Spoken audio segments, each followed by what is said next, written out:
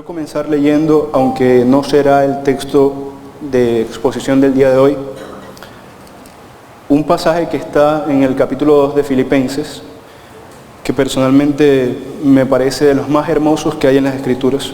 No es necesario que se pongan de pie, lo leeré yo. Filipenses 2, a partir del 5. Dice: haya pues en vosotros este sentir que hubo también en Cristo Jesús, el cual, siendo en forma de Dios, no estimó el ser igual a Dios como cosa a que aferrarse, sino que se despojó a sí mismo, tomando forma de siervo, hecho semejante a los hombres. Y estando en la condición de hombre, se humilló a sí mismo, haciéndose obediente hasta la muerte y muerte de cruz. Por lo cual Dios también le exaltó hasta lo sumo y le dio un nombre que es sobre todo nombre, para que en el nombre de Jesús se doble toda rodilla de los que están en los cielos y en la tierra y debajo de la tierra, y toda lengua confiese que Jesucristo es el Señor, para gloria de Dios Padre. Aunque este no es el texto que utilizaremos para exponer hoy, realmente es una progresión hermosa de la obra de Cristo, de ver a ese Cordero aparentemente indefenso transformarse en ese Rey absolutamente poderoso, que es principalmente lo que quiero dar a evidenciar hoy a través de las Escrituras, el poder de Cristo. Los llamados libros poéticos del Antiguo Testamento son quizá de los que guardan las referencias más ricas acerca de la majestad de Dios, su plan de redención y el testimonio de la estrecha relación con su pueblo. Todo ello es mostrado a través de un lenguaje profundo y solemne. Estos libros muestran toda clase de pasión humana imaginable y la relaciona con el Señor. La tristeza es apaciguada por su misericordia y sus promesas. Las injusticias y el dolor son solucionados a través de su justicia. En el libro de los Salmos, los poetas inspirados claman al Señor por justicia, por misericordia, por su ayuda, por perdón. Le agradecen por su amor y benevolencia, alaban su rectitud y esperan en sus promesas. Derraman toda pasión imaginable del hombre en las líneas del libro de los Salmos. Si hay algo en lo que el lector con lo que el lector puede identificarse, aún más que con las narraciones históricas y asombrosas de las Escrituras, es con la profunda expresión de las emociones en el libro de los Salmos, que muestra de forma vívida las derrotas y las esperanzas, pero que como fin último, más que solo ser una expresión poética agradable a los oídos, siempre son adornadas con la profunda y la más profunda devoción al Señor, al Creador del universo. Es el anhelo de todo verdadero creyente estrechar los lazos con su Señor, con aquel que consideramos nuestro Padre, nuestro Rey. Y la cúspide de eso es el clamor por su venida. El clamor por la venida de Cristo muestra cuánto anhelamos realmente vivir con Él. Posiblemente tan solo de pensar en ese momento, tiemblen los labios de la emoción. Temblor por la magnificencia del poder de su venida y por la emoción indómita del inicio de una eternidad junto a aquel que ha llamado a su pueblo de las tinieblas a su luz admirable, que no es decir cualquier cosa. Aquel que ha transformado la naturaleza del hombre pecador en una naturaleza capaz de arrepentirse, capaz de amar como debe amar, capaz de adorar al Señor que antes despreciaba. Ciertamente es un momento para todo cristiano emocionante. Tan solo pensarlo seguro nos llena de gozo y de expectativa. En este caso, del Salmo 97, que muestra con solemnidad un atisbo de aquel evento cataclísmico y catártico que destruirá todo para transformarlo y purificarlo en algo mejor. El mismo que el apóstol Pedro describe de forma gráfica en el capítulo 3 de su segunda epístola, cuando habla de que los elementos se fundirán. Asimismo, el salmista presenta con majestuosa poesía el anhelado evento escatológico de la venida de Jesucristo, en poder y gloria. El día de hoy, el estudio, el sermón se titula El reino consumado de Cristo. Lo veremos a través del Salmo 97. Así que vayamos todos a nuestras Biblias al Salmo 97, a una parte del Salmo. Se desarrollará del Salmo 97 desde el versículo 1 hasta el versículo 17, a través de los 4 siguientes puntos. El primer punto que quiero expresar es el carácter universal y eterno del reino de Cristo y su demanda. El segundo punto es la santidad y el juicio de su reino. El tercero es el impacto de la presencia de su reino. Y el cuarto y último es la glorificación y consumación de su reino. Todo lo anterior en el contexto del reino en su venida total cuando el Señor regrese.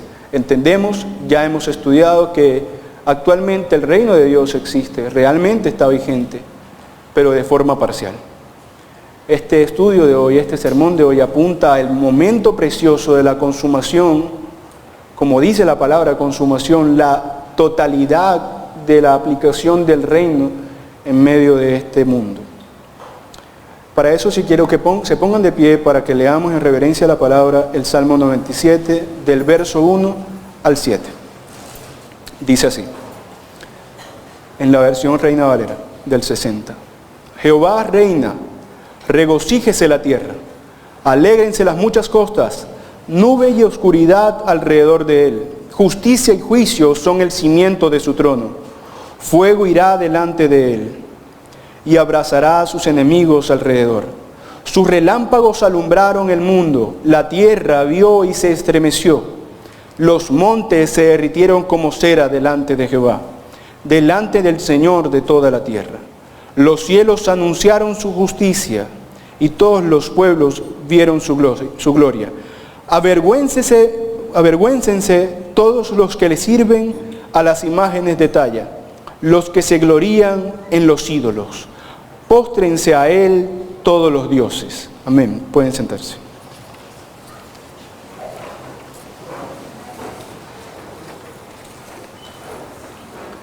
El primer punto, el carácter universal del reino de Cristo y su demanda, lo veremos a la luz del primer verso leído, el Salmo 97, verso 1. Dice, Jehová reina, regocíjese la tierra, alégrense las muchas costas. Primero podemos resaltar que de esta pequeña porción vemos la verdad de la irrevocable autoridad del reino de Cristo. Nadie puede minar ni siquiera un poco la autoridad del reino de Cristo. Desde la eternidad el Señor Jesucristo ha reinado. Y es muy a propósito, gracias al Señor providencialmente hemos estado viendo esta serie, comenzando apenas, pero la serie de la Trinidad, en donde entendemos que Jesucristo es consustancial con el Padre y es verdadero Dios, por lo cual supongo que es natural ver que cuando en el Antiguo Testamento hablamos del Rey, Dios, en su reino consumado, nos referimos a Cristo en su reino, que también anuncia en el libro de Apocalipsis. Jesucristo siempre ha reinado, primero en la satisfacción de su autocontemplación, aquel momento en que aún no había traído la existencia nada, aquel momento previo a Génesis 1, cuando Génesis afirma en el principio la tierra estaba desordenada y vacía, previo a la existencia de todo cuanto existe, solo existía Dios, el único eterno, el único desde siempre. En ese momento ya Jesucristo era Rey, en la satisfacción de la contemplación de su propia gloria. Era poderoso. Luego sobre aquello que creó de la nada con el poder de su palabra. No hay algo en el universo por lo que Cristo no reclame propiedad. Sin embargo, el hombre caído ha desviado su mirada. El hombre caído ya no ve al Rey, no ve en Jesucristo un Rey. Siquiera algunos creen que existió, pero de cierto la mayoría no creen que Jesucristo tiene ese poder que de hecho tiene. Y el hombre se ha hecho insensible ante el poder del Creador. Tal como dice el apóstol Pablo en la carta a los Romanos, capítulo 1, verso 21, pues habiendo conocido a Dios a través de lo creado, no le glorificaron como a Dios, ni le dieron gracias, sino que se envanecieron en sus razonamientos y su necio corazón fue entenebrecido. Y podríamos citar muchos otros textos de la Biblia en donde nos muestra la profunda irreverencia tanto de los gentiles como de aquellos a los que se les fue dada la palabra en principio, de los judíos. El hombre realmente, en su estado natural caído, no reconoce en Cristo un Rey al que rendirle culto, al que rendirle respeto. Toda la humanidad vive por naturaleza en una actitud de rebeldía ante su legítimo rey y se ha lanzado en pos de otro rey, a saber, Satanás, el príncipe de la potestad del aire, como dice Efesios 2. Por lo tanto, de un reino endeble y fútil, inútil y despreciable. Por esta razón el salmista declara, en principio, en la primera frase del Salmo, Jehová reina. Es un hecho. Jehová reina. No es un diálogo, no es una opinión personal, sino que es la realidad. Jehová reina. Él reina innegociablemente contra cualquier resistencia. No obstante, en la actualidad parece que Cristo no estuviera reinando. El mundo está plagado de obscenidad, violencia, injusticia, como en los días de Noé. Y es por eso que, aunque de seguro reina, de seguro Jesucristo es rey sobre todo, y con seguridad su reino es sobre todas las cosas, no hay nada que se escape de su autoridad, aún podemos afirmar, como decíamos al principio, que el reino del Señor en cierto sentido apenas está asomándose. Y los impíos, aunque no lo sepan, deberían dar gracias a eso, a que no ha irrumpido totalmente, porque en el transcurso del estudio, de la exposición del pasaje, nos daremos cuenta qué significa que el reino de Dios irrumpa totalmente en este mundo. El reino está parcialmente consumado, en una fase previa a la totalidad de su establecimiento delante de todos. Es esta la predicación de Juan el Bautista cuando dice: el reino de Dios, el reino de los cielos se ha acercado, en Mateo 3. Por lo que la expectación es mucha y la necesidad de arrepentimiento tremenda mientras hay tiempo. El portentoso poder del reino habitó en esta tierra, seguro sabrán cómo. Como una muestra inmensa de misericordia, el rey mismo vino a mostrar un atisbo, una probadita de su gloria, por lo que su pueblo está esperando que venga su reino en totalidad. Así como cuando probamos un poco de algún postre que nos gusta, no queremos solo un poco, lo queremos todo. El cristiano verdadero, el cristiano, el hombre que realmente ha sido transformado, una vez degusta un poco de aquel precioso poder y mensaje del Evangelio, quiere que venga ya. Maranata, decimos. Queremos realmente que venga ya.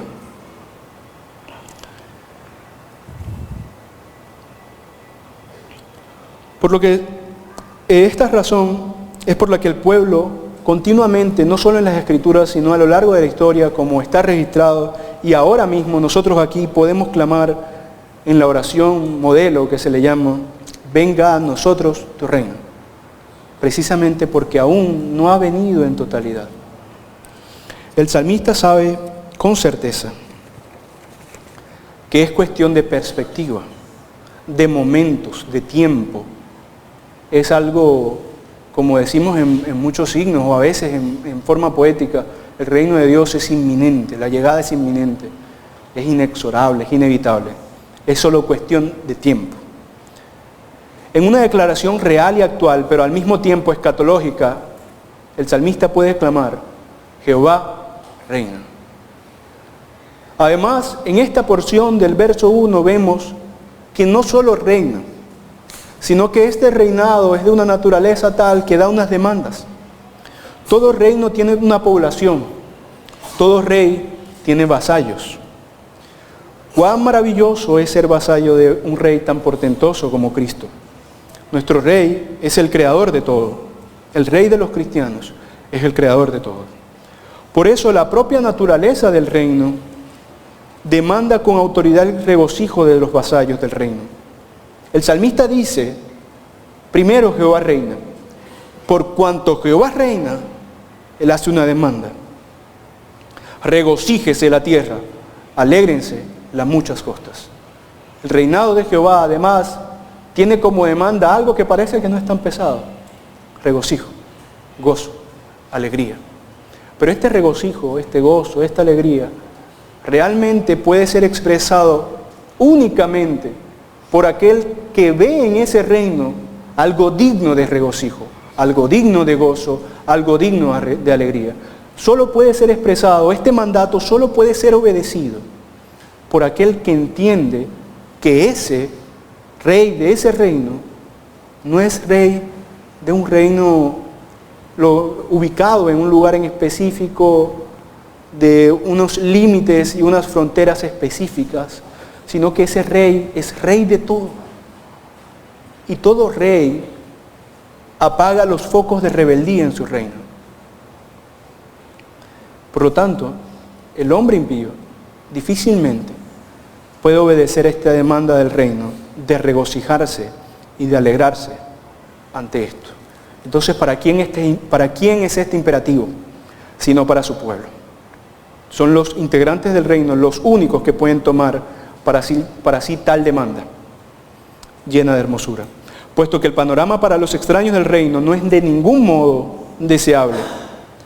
La demanda es similar a la hermosa profecía de Pablo en Filipenses, la que leímos al principio, a la contemplación del poder del rey. En el principio, el texto que leímos, yo creo que es incluso una mejor exposición de lo que yo pueda hacer el día de hoy, de parte de Pablo, de la realidad del poder de Cristo. Como ese Dios soberano sobre todo, se hizo un siervo para mostrar cómo debe ser un siervo, pero vendrá no como un siervo, sino como un rey al que de verdad hay que temerle. Aunque no se diga mucho desde los púlpitos, es un rey digno de temerle.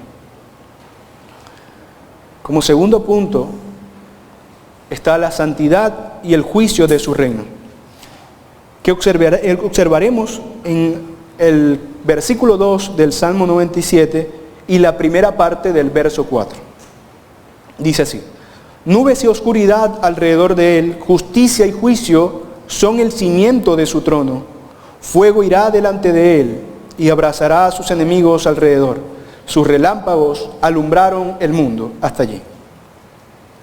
En principio, muestra la santidad en un lenguaje a veces no tan claro, muestra la santidad del reino de Cristo, por lo tanto la santidad del rey. En primer lugar, en el texto hay una descripción que a primera vista es terrorífica. Nubes y oscuridad alrededor de él. Desde niños, los truenos, el momento oscuro de una lluvia, para nosotros es instintivamente amenazador. La oscuridad para nosotros es instintivamente amenazadora. Entonces, después de decir regocíjense, me sale el salmista con un escenario que parece que no es motivo de regocijo. Nubes y oscuridad, justicia y juicio son el cimiento de su trono. Fuego irá delante de él. Sin embargo, en medio de tal afirmación, es imposible evitar traer a nuestras mentes aquella experiencia del pueblo de Israel en el monte Sinaí, cuando el Señor entregó con su voz los 10 mandamientos. Y el relato cuenta esto: el monte ardía en fuego hasta en medio de los cielos con tinieblas, nubes y oscuridad. Además, eso está en Deuteronomio 14:11. Además, quien haya leído el relato, de seguro todos hemos leído el relato del Éxodo, se darán cuenta cómo el pueblo le pide a Moisés, por favor, que él no nos hable. No soportamos escuchar su voz. Realmente es un escenario terrorífico, con una esperanza tan grande como el terror que puede causar. Por lo que con esta afirmación, haciendo la analogía de aquel evento de las nubes que ocurrió en el momento de la entrega de la ley, en las nubes y en la oscuridad que ocurrió en ese momento, el salmista intenta explicar de forma profundamente gráfica la santidad de Dios. El único verdaderamente diferente, como decía hace un momento el hermano Efraín en su oración, que para no fulminar a la humanidad, para no matar al pueblo en ese momento, se cubre con nubes y oscuridad. Entonces el evento que es terrorífico resulta ser un evento misericordioso. En aquel momento todos le verán. Estamos hablando de un salmo escatológico, un salmo que anuncia aquella segunda venida de Cristo el Redentor. En aquel momento todos le verán. Sin embargo, esta imagen lo que quiere mostrar es la exaltación de la santidad de Dios en relación con lo que sigue afirmando, que es la segunda parte de este punto, en relación con el juicio de su reino. Dios es tan santo que necesita cubrir su santidad para no fulminar a la humanidad. Y esto es así, porque aquellos a los que no encubre, sino que antitéticamente con la oscuridad les muestra la luz, pero de su fuego, no de su rostro, no es algo agradable para ellos. Junto a la santidad de Dios se expresa otro de sus atributos, la justicia. Y se dice de este que justicia y juicio son el cimiento de su trono. El trono del Altísimo no ha sido erigido, no ha sido levantado a la usanza de los reyes de este mundo que podemos ver a lo largo de la historia, por traición, por engaño, por asesinatos, por usurpaciones, por cualquier cantidad de vicios que los reyes humanos han utilizado para poder llegar a posiciones de poder, sino que este trono está edificado sobre su mismísimo carácter santo y justo. Tal como Dios es santo y justo, su trono, es decir, la expresión de su reino, es una expresión santa y justa. La santidad y justicia del reino de Dios y de su trono no soporta junto a sí la iniquidad. Porque cuando yo digo que algo es absolutamente tal o cual cosa, es absoluto. Si Dios es absolutamente santo, no puede ver la iniquidad. Como dice el profeta Habacuc, muy limpio eres de ojos para ver el mal, ni puedes ver el agravio. En una forma de expresar que Dios no soporta, no está dispuesto a soportar, pero no soporta como quien, en términos humanos, conceptualicemos esto de soportar. No es como que yo levante algo que yo no tengo la fuerza para levantar y yo no soporto eso, sino no soporta en el sentido de no tolera el mal y actúa en consecuencia de la intolerancia de Dios al mal. Pasó durante mucho tiempo, la carta a los Romanos nos dice cómo Dios en su benevolencia dejó pasar mucho tiempo sin aplicar el castigo. Pero en este salmo que estamos leyendo hoy, que habla de ese día en donde Cristo vendrá coronado, ya no más. Ya la justicia de su trono está aquí, estará allí, lo creemos. No es una suposición. En ese momento, la paciencia habrá acabado. Por tanto, el fuego, es decir, la justicia de su castigo, que es lo que simboliza, de la ira de Dios, llevará la delantera frente a su trono. Va delante de él. Cuando en poder y gloria establezca su morada en medio de su pueblo, acabando, matando, destruyendo, sin contemplación a sus enemigos, como hace un rey con los rebeldes en su pueblo. Con tal estruendo y poder que el escenario será como el de una tormenta, como la que se nos describe por las nubes, ante la cual toda alma impía dirá a las montañas, ya que no pueden regocijarse, como dice el verso 1, toda alma impía dirá a las montañas, caed sobre nosotros y escondednos del rostro de aquel que está sentado sobre el trono y de la ira del Cordero. Apocalipsis 6:16.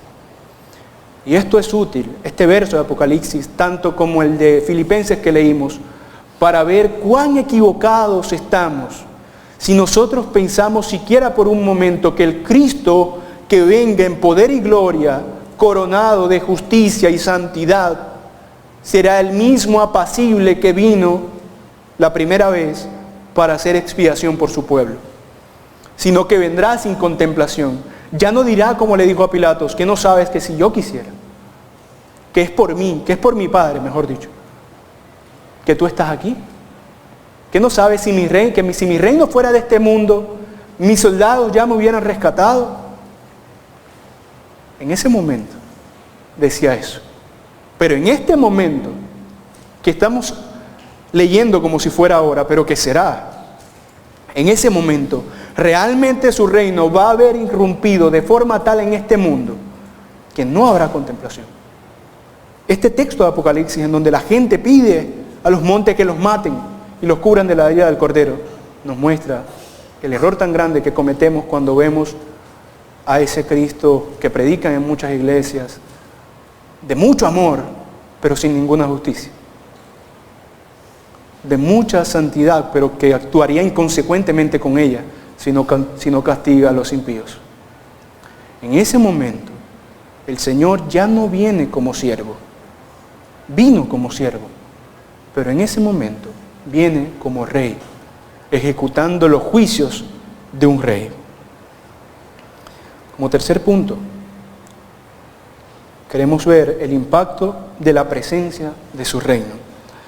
Para eso leeremos la segunda parte del verso 4 y el verso 5, que dice así: la tierra vio y se estremeció, los montes se derritieron como cera delante de Jehová, delante del Señor de toda la tierra. El salmista muestra en una alegoría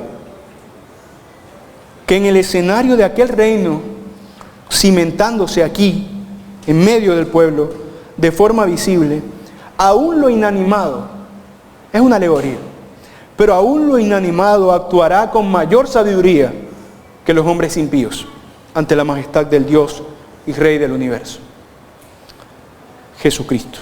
Porque en una actitud de reverencia total ante la gloria del gran Rey, la tierra es como nada, se estremece, dice el texto. Estos cuerpos continentales, hagamos la asociación mental con la imagen de un continente poderoso, grande, fuerte, que resiste temblores y erupciones volcánicas. Se destruyen las edificaciones que hacemos, pero no el continente.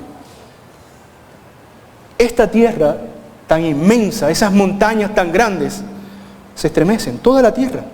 Los montes abandonan su imponencia y se derriten como cera. Lo interesante y lo hermoso es que me dicen que se derrite como cera y me dicen antes que hay un fuego. No resiste esta tierra corrupta y sus habitantes corruptos nos resisten el fuego del castigo divino. Se derriten como cera en una muestra más sabia que la del hombre impío, reconociendo que frente a ellos está el Señor de toda la tierra, que ha venido a rescatarla, a redimir a sus escogidos y a cambiar la tierra para quitar la incorrupción en la que está. Las palabras que dice el salmista no son solo una bonita prosa para mostrar la sujeción de la creación ante su creador, sino que son un grito hacia el impío, hacia los incrédulos, que dice, es como si el salmista dijera, eres nada delante del rey, al impío. Nada es tu soberbia. Mira hacia los montes, mira el texto, te invito a que mires hacia los montes ese día, hacia las montañas. ¿Acaso eres más poderoso que ellos? ¿Acaso resiste mi cuerpo más que el de una montaña y que el de la tierra? De ninguna forma. Sigue diciendo con este salmo al impío, nada eres y como nada serás quemado por la eternidad, no por un día, no por dos, sino para siempre. Como cera que ante el fuego nada puede hacer, tiembla tú que has ofendido al Señor. Si estás aquí y no has creído, o si nos verás después y no has creído, tiembla tú que no has aceptado ser siervo del Señor. Porque si la tierra se estremece y los montes se derriten, tú no permanecerás de pie. Esta prosa conduce al lector de hoy hacia la afirmación escatológica del apóstol Pedro que mencionamos al principio, de la creación siendo fundida. Se ve un evento de una conmoción sin precedentes. Ningún desastre natural que haya registrado la historia se compara al evento que describe el salmista. Pero también es una exhortación a la iglesia. No solo es un llamado de atención al impío para que vea que hasta los montes se derriten, sino que es una exhortación a la iglesia para que no se duerma en el ejercicio de su labor, que es la evangelización.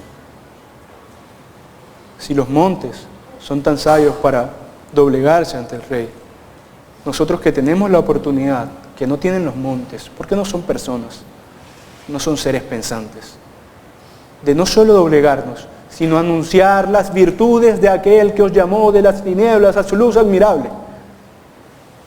También pecamos si no lo hacemos. También mostramos que no tenemos el carácter de Cristo, si no nos conmueve ver la terrible expectación de los impíos ante este día? No es motivo de alegría.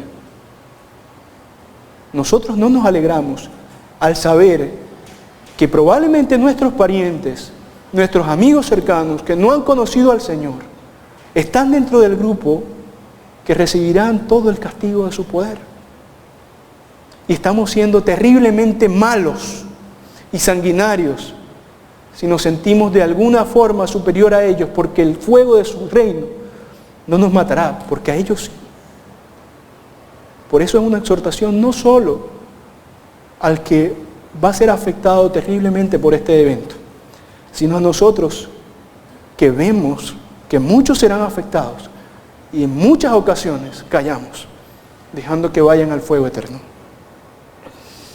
Como último punto, quiero que veamos la expresión de la glorificación y la consumación de su reino en los últimos 2 versos que quedan, en el Salmo 97, del 6 al 7.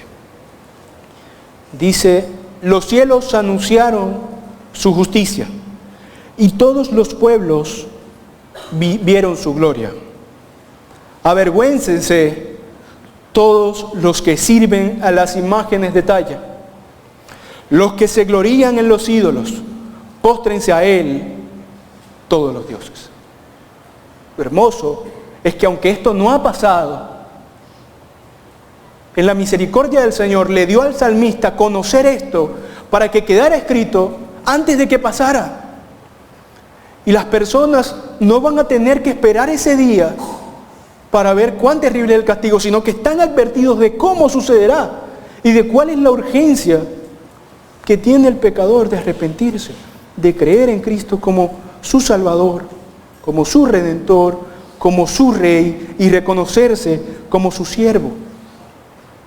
Esta porción cobra especial sentido a la luz del capítulo 1 de Romanos, versos 19 al 21, que dice: por lo que de Dios se conoce, les es manifiesto. Pues Dios se lo manifestó a la humanidad entera, porque las cosas invisibles de Él, su eterno poder y deidad, se hacen claramente visibles desde la creación del mundo, siendo entendidas por medio de las cosas hechas, de modo que no tienen excusa. Pues habiendo conocido a Dios, no le glorificaron como a Dios, ni le dieron gracias, sino que se envanecieron en sus razonamientos y su necio corazón fue entenebrecido. Si nosotros leemos esta porción y la entendemos que es para nosotros, porque estábamos incluidos entre aquellos que viendo que había un Dios, que reconociendo que existía un Dios, no le adoraron como Dios necesitaba, como Dios exigía, mejor dicho, ser adorado. Si nosotros nos reconocemos aquí dentro, seguramente, para ser consecuentes con nuestra propia interpretación, deberíamos reconocernos entre los pueblos impíos que adoraron imágenes de talla. Ya no lo somos, pero lo fuimos. Aún en el mensaje escatológico del momento en el que ya no hay vuelta atrás, del momento en que la gracia habrá cesado y de que la paciencia de Dios habrá terminado, aún viendo ese momento, hay gracia por parte del Señor. Porque aún no es el día, está cerca, pero aún no es el día. Es tiempo ahora de arrepentirse. Como dijo el profeta Juan el Bautista, el hacha está puesta a la raíz, pero aún no ha sido cortada. Aún hay tiempo de arrepentirse. Finalmente, cuando Cristo, el Rey, muestre su justicia, no habrá excusa. Porque no existe cosa alguna en el universo que no haya anunciado a gritos el poder de su majestad. Ni nación en ese momento ante la cual ya no se haya manifestado su gloria, a través del orden de lo creado y de la predicación de sus fieles. Ante la horrible realidad del castigo a los que han ofendido el nombre del Señor y Rey, y lo inminente de su juicio, no queda nada más que llamar a los pueblos a que se arrepientan. Por eso, en el escenario escatológico que dice el salmista, contrariamente, llama a sentir eso característico del arrepentimiento, la vergüenza por el pecado. Realmente en ese momento no hay tiempo para arrepentirse. Aún así el salmista llama avergonzarse por el pecado, arrepentirse, a postrarse voluntariamente antes de que nos postremos obligatoriamente, antes de que Dios en su poder rompa cualquier resistencia, pero ya sea tarde. El salmista exhorta a la vergüenza y al arrepentimiento, a la conversión de los corazones duros, a que todo hombre se gloríe en el Señor y en nada más. Aquellos que se glorían en los ídolos, mejor no. Póstrense a Él, a Dios, todos los dioses. Gloríense en el Señor. Como diría el apóstol Pablo, el que se gloría, gloríese en el Señor. El Salmo 97, aunque corto, y además leímos solo un pedazo, no lo leímos todo, muestra una verdad inexorable, una verdad que no podemos evitar por muchas fuerzas que utilicemos. No habrá tecnología, conocimiento científico, voluntad humana que detenga el juicio de ese día. Este mundo en donde vivimos tiene una fecha límite y un día vendrá su Creador para restaurarlo y llevar a los suyos. Ese día será tan hermoso como terrible, como hemos visto evidencia hoy. Porque por un lado, los santos redimidos verán cara a cara a su Señor. Por el otro, los incrédulos condenados suplicarán por una muerte final que los libre de la ira del Cordero, la ira de Dios. Sin embargo, no existe un final a la manera de la doctrina atea. No hay una cesación de todo. No es la muerte y ya, sino que el hombre fue creado para eternidad. El punto central es, ¿dónde estarás en la eternidad? ¿En gozo eterno con el Señor o en sufrimiento perpetuo lejos de Él? Cada vez que yo veo la primera pregunta del Catecismo Mayor de Westminster, y tengo la oportunidad de explicarla, en donde dice cuál es el fin principal y más noble del hombre, y la respuesta es que es gozarse en el Señor, o glorificar al Señor y gozarse en Él para siempre. Me gusta dar a entender, explicar, que todos, de una u otra forma, glorificarán al Señor. Unos glorificarán su misericordia al haber obtenido la salvación mediante la fe en Cristo. Otros glorificarán su justicia al padecer el infierno justo por causa de sus pecados. Pero la segunda parte de la respuesta no la obtendrán todos.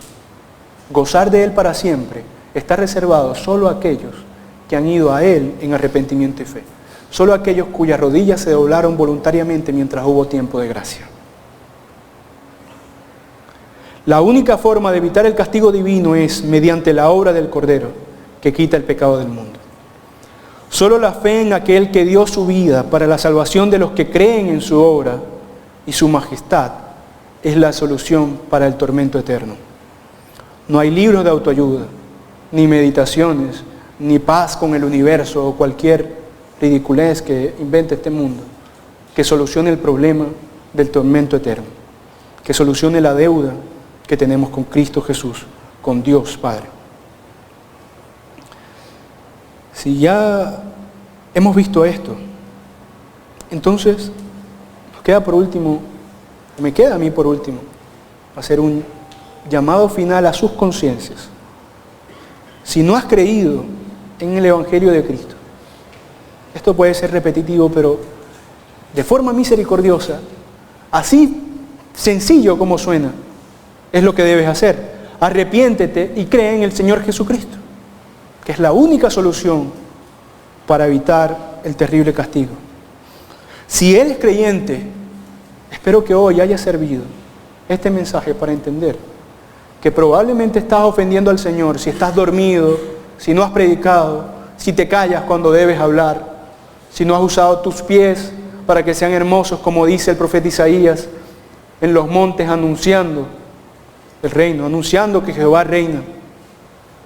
Esto es para todos, porque el que alguien se pare aquí a dar un sermón no lo hace menos pecador. Si eres creyente, entonces predica. Porque esto no es solamente un salmo que nos insta a la esperanza de que nuestro peregrinaje vale la pena, sino que nos da órdenes claras para hacer llegar el mensaje del Evangelio a toda costa, a todas las costas, a todos los países, a todos los impíos, a ver cuántos podemos lograr que no padezcan el terrible castigo del infierno, entendiendo que todo lo que hacemos va a ser prosperado en la medida en que sea la voluntad de Dios lo que hagamos. Debemos, como creyentes, predicar el Evangelio, porque tal como dice el apóstol, es poder de Dios para salvación a todo aquel que en Él cree. ¿Y cómo creerán si no han escuchado? Tantas veces se nos dice. ¿Cómo escucharán si no hay quien predique? ¿Cómo predicarán si no son enviados? Lamentablemente leemos la Biblia muchas veces como un mantra, como una repetición sin sentido, pero no nos golpea nuestros corazones. Sí, ¿cómo predicarán si no han sido enviados? Envíen personas. ¿Por qué no vas tú? ¿Por qué no anuncias tú? Así, mientras prediquemos, verdaderamente mostraremos que amo al Señor, que amamos al Señor. La predicación es la verdadera muestra de que estoy amando a mis enemigos, como Él me demandó que los amara. Mediten en sus palabras, deleítense en la palabra del Señor, arrepiéntanse, todos arrepintámonos de nuestros pecados. Amén. Oremos.